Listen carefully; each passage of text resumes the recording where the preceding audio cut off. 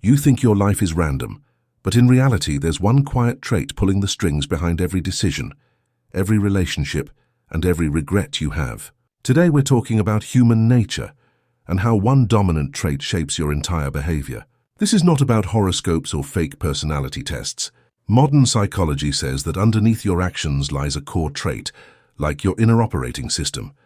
What you see on the surface is just the tip of the iceberg. The real story is deep below. Let's take conscientiousness as our key trait today. If you're high on this trait, you're organized, responsible, and driven by goals. You plan ahead, finish what you start, and get uncomfortable when things are messy or chaotic. On the surface, that looks like discipline or being a good person.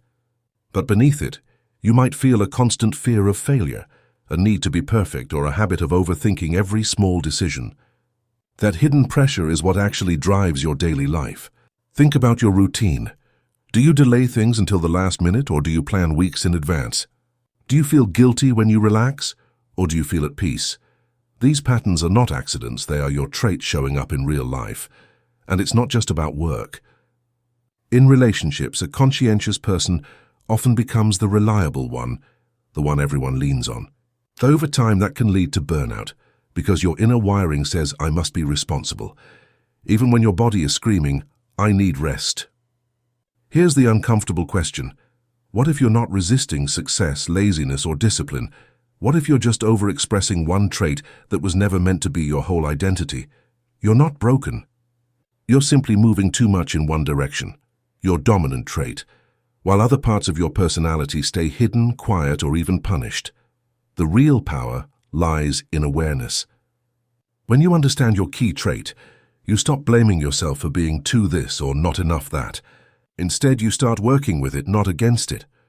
For example, if you're highly conscientious, use that discipline to build good habits, not to punish yourself. Give permission to rest, knowing that rest is not the opposite of responsibility, it's the fuel for it. Before you leave, pause and ask yourself, which trait shows up the most in my life?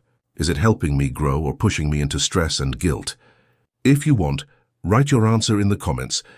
My main trait is, followed by one sentence about how it usually shows up in your life. If you liked this, hit like, subscribe, and in the next video we'll explore another key trait and how it silently shapes your relationships, money, and emotions.